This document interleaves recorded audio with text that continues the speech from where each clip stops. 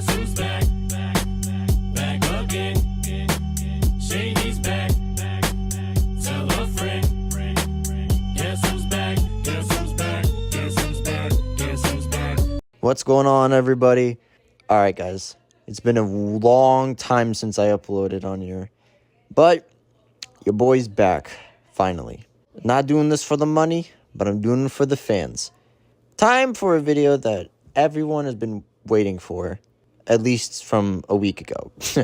And that is Edward Carver versus Brian Moser from the novels. As always, before we start, make sure you guys like and subscribe as we are on our way to 500 subscribers. But with that being said, let's get into it. Now, the categories we're going to be going in chronological order is lifting strength, speed, AP, and intelligence. Considering I want my videos to be longer for you guys to enjoy it, we'll just be adding those two categories. And we'll be starting off with Edward Carver. Now, Edward Carver really does not have any lifting strength feats at all to start with. One of his best feats in the verse is being able to overpower women mostly, consistently, but that's possibly it. There's not really any other lifting feats for Edward Carver, so we'll just probably say average human. Now, going on to speed, it is another disappointment considering that he doesn't really have many speed feats. Though it should be noted that none of them are actually pushovers. One of his feats is being able to go to the boyfriend and blitz him. Granted, he was also being affected by this, but he then stabbed him in the end. And this will be counted for a combat and reaction speed feat. Now, as for travel speed feat, he is able to catch up to Cheryl Dempsey. Note that Cheryl did slip and fall down before also running back up again. But it's also kind of implied that he was holding back because he was into her.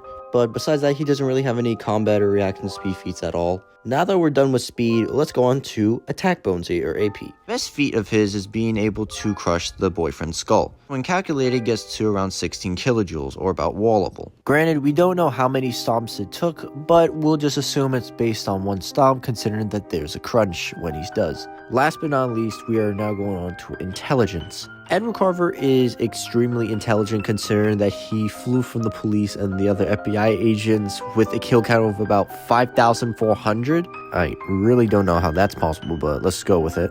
And he's able to torture and manipulate people into going with him into his dungeon or bunker. Now, granted, some in the circumstances are just people that are just nice and dumb enough to give him a hitchhike ride, but he still would get at least a gifted intelligence category. Since he flew from the police and was observing his surroundings from the cameras and all that. He actually never showed his face at all, but he did have a description of what he looks like, which the face description actually matches that with the actor who played Edward Carver. So yeah, that's probably the most that the police actually got out of this. And the only way they actually found Cheryl was Edward Carver actually giving the location of him. So yeah, I will probably say that he is definitely a gifted level of intelligence. But with intelligence done, we can wrap this up. So Edward Carver would be around 16 kilojoules or wall level with average to athletic speeds and gifted intelligence with above average human lifting strength. Now let's move on to Brian Moser.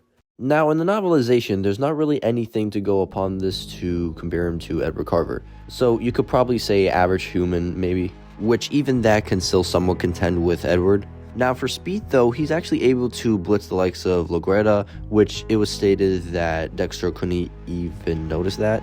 Which this gets to around superhuman to even subsonic, which is just leagues above Edward Carver. It's not even funny. Now, in terms of AP, Brian can only get to possibly street level as he's able to stab Laguetta, where the location of it was in the lumbar vertebrae. However, if you want to say that he could upscale the likes off of Deborah, considering that he has a narrative that he is more bulky than his own brother, you can get him to wallable as Deborah is able to dent a metal disc, which the metal in question is stainless steel. Now, going on to intelligence. Similar to the show, Brian Moser gives Dexter hints and other clues to know who he is, that being his brother.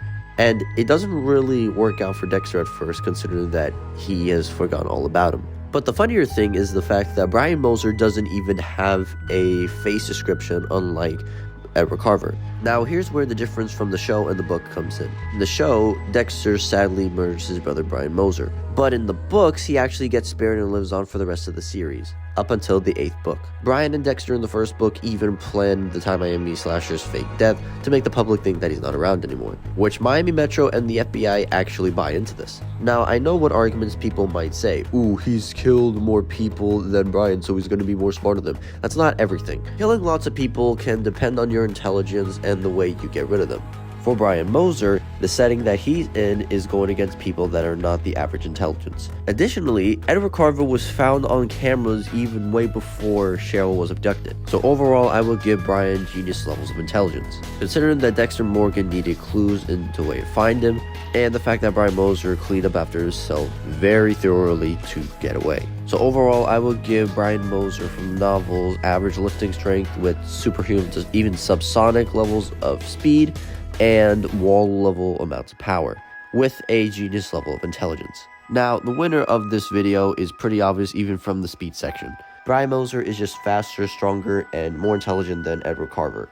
And based on the stats, I think this should be pretty obvious. So yeah, Brian Moser wins low difficulty, maybe low to mid difficulty if I'm being generous, but yeah. If you guys want more videos like this, make sure you guys like and subscribe, as we are trying to hit 500 subscribers by the end of April, so I appreciate it from everyone. But until that happens, peace out, guys. Have a great day.